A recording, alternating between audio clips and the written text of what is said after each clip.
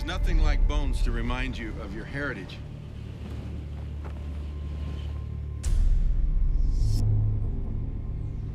And that's why I like bringing people up here, because it reminds us of our own mortality. It reminds us that we are in a relay race. We're in a generational relay race. And they understood that.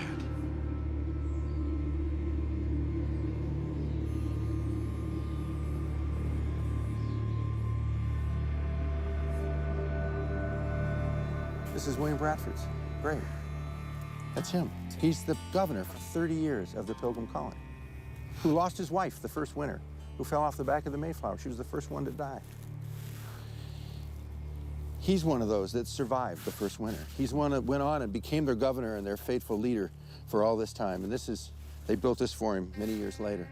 But they did put a Hebrew inscription. It says, Jehovah is our help. That's from him, because he himself taught himself Hebrew to be closer to Moses, closer to the Old Testament, so he could be closer to God. They had a love for God and a love for their families and a love for freedom that brought them to this world. And William Bradford exemplifies that. I wish they had left us some kind of a training manual, some kind of a secret sauce recipe card that we could pick up and go, all right, here's what it is, here's what we do. What do we do? How do we get back to that? Now, when the children of Israel going into the Promised Land, they crossed the Jordan River, and God stood it on in, and they walked across. And before the waters stopped parting, God told them to take 12 stones from the bottom of the river and put it up on the top of Mount Gilgal and make a monument, so that when your children ask, what are these stones, you'll be able to tell them, this is where God parted the sea. And that's what the Pilgrims left us. They left us a monument that not only gives tribute to what was accomplished here, but it gives us a specific strategy, a breakout of a blueprint of, if we would ever forget what made America great, what made us free, we can go back and follow that strategy, and it's right up on a hill a half mile from here. Right here? Right here.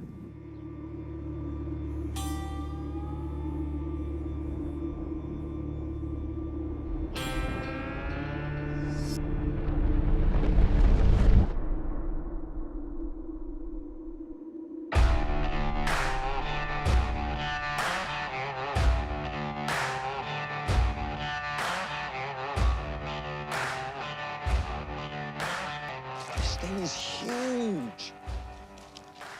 It's 180 tons of solid granite. It's the largest granite monument in America, and it's hidden on a hilltop overlooking Plymouth in a residential neighborhood. I've never heard of this. Hardly anybody in America knows about it, and yet the people of America put this together over a 70-year period, paid for by the Congress, paid for by the state legislature in Massachusetts, as a strategy laid out. We call it the Matrix of Liberty, that was given to us by the forefathers, by the Pilgrims. And those 130 years ago, when they built this, wanted to leave this behind for us, so that if we would ever forget how liberty is built, we would know what to do to regain it. This is how they did it. This is how they did it. Now, if somebody else wants to try another way, which is what's happening today in America, we're trying 1,000 ways to turn America around, but this is the way it was done.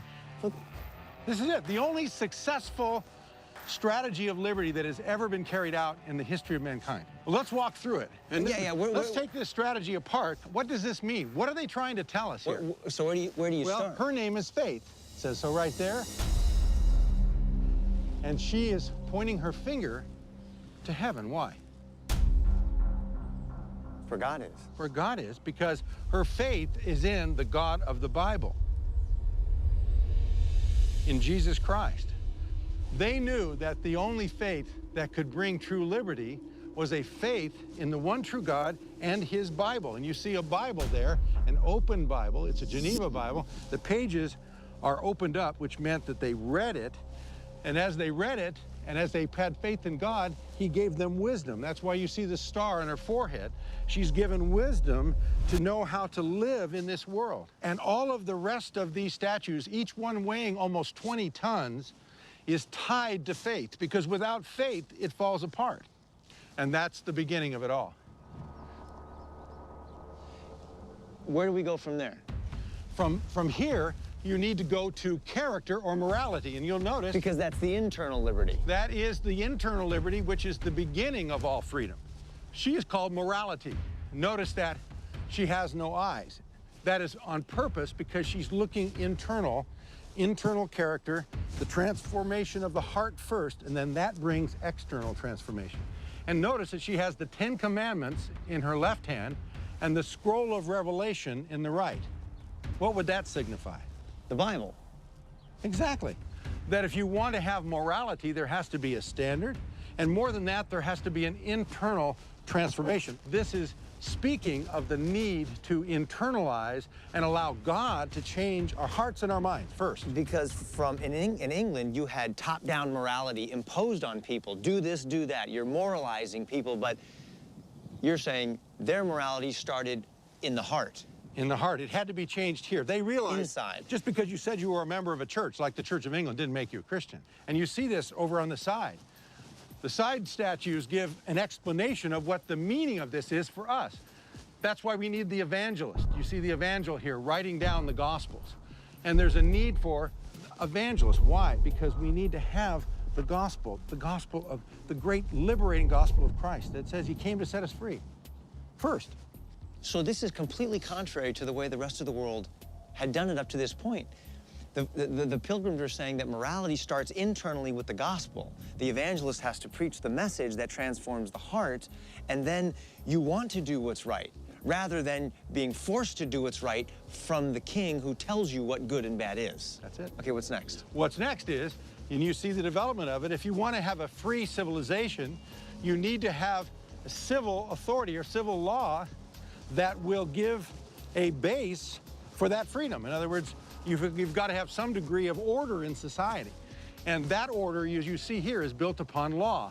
The principles of God's law then are related into the civil law. And that's what we see here in his left hand. We also see his hand, his right hand is extended in mercy. Mercy toward those that he's dealing justice with. Why? Because this form of law has a degree of equity in it. And you see this in the side statues where Can we go see? Yeah. Justice. She's holding the scales of justice with justice and equity, which means that, you know, when a crime is committed, it should be cared for in terms of its punishment, the same for the rich and for the poor and for everyone else. There should be equality under the law. On the other side, we notice that this form of law is different than the laws of so many nations that are built on tyrants, that are built on, if the Aztecs wanted to cut your heart out, they just cut your heart out. Here, mercy. Mercy built upon the base that he offers us, mercy and grace, along with law. And in this form of law, there is that tremendous mercy. So you have to start with faith. Faith in the true God, that produces the internal morality of the heart. You have a standard by which to judge what good and bad is, and then you create a moral system of law to have a basis for a free and just society that can mete out justice when crimes are committed, but also extend mercy to people and show them grace. And then that gives you the freedom. Once you have a society that's built like this, now you have a civility in society. Now you can educate your children.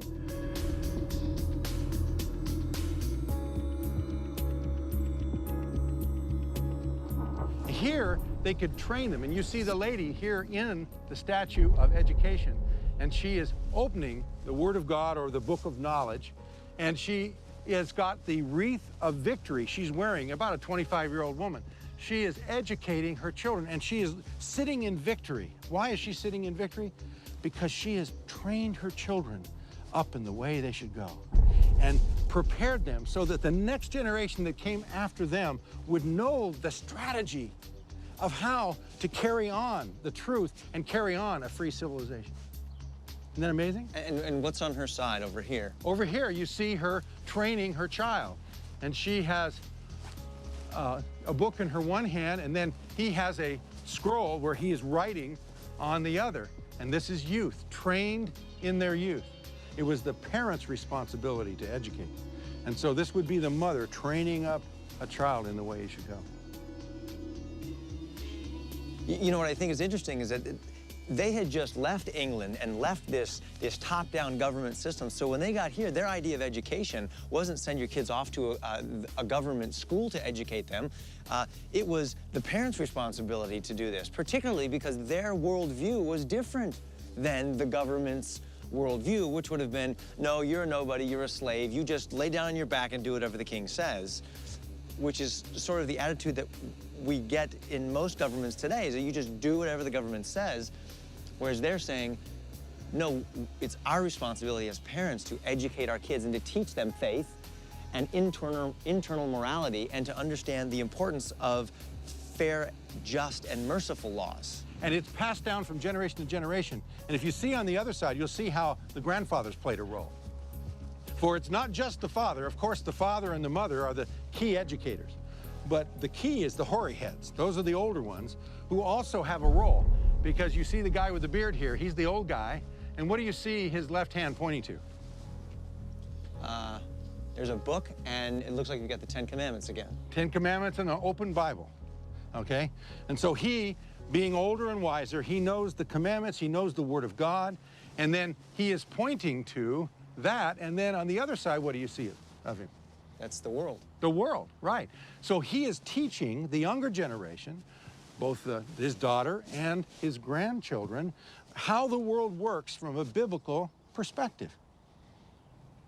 And all of this leads to something, Kirk, and that's, you see the strategy building from the internal to the external, to the law, to education, to pass it on to the next generation. And what are they passing on? They're passing on liberty.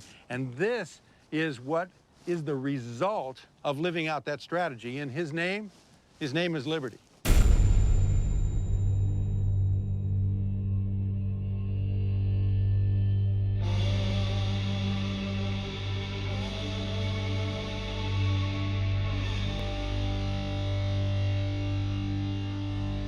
We call him Liberty Man.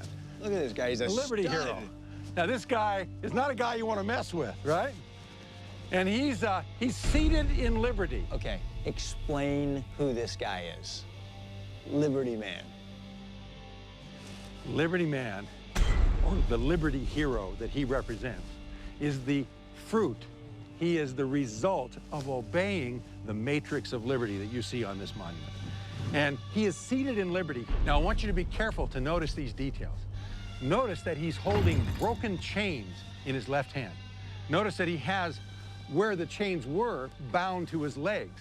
Notice that he is now seated in liberty. He's got that good look on his face like, listen, I'm free, but I'm looking out, defending my liberty, but I'm free. And notice the claw that is on his right shoulder. That claw relates to a skin that goes around to the left here, and you see a lion's head, an entire lion skin. That ultimately represented the lion of the English tyrant back in those days. So he has slain the lion. He's slain the lion, and that's what it says here on the left. Tyranny is defeated, and you see Liberty Man standing over tyranny with his foot on the chest of tyranny. He's holding tyranny down. And again, the Pilgrims won this victory without violence of any kind, except living out God's principles. You know, one of the things that's striking me is the fact that this is talking about our forefathers, the Pilgrims, but this guy is not some wimpish little religious guy. I mean, this guy is a stud, right? Yeah. He's strong. He's looking out. He has just defeated a beast, and he's got a sword in his hand. That's right. And he's here to protect, right? That's right. He's here to protect his family and to defend the laws that they have made, and ultimately to defend their values and their character, their faith. Exactly, exactly. And it shows you that if you do it right, you can be strong as an individual, you can defend liberty, and if need be, you can fight. You don't want to fight, but if you have to, you're ready. But the point is, because you've done it God's way, there is a long-term blessing that goes with it. This is awesome. This is it. This is it. So, Kirk, this is that recipe. This is that strategy, that matrix that was what built America. This is it. And if we want to try something else, yeah, people can try other things. But in the history of the world, the one strategy that has brought more liberty, more prosperity, and more joy than any other is this strategy. Why would you go anywhere else?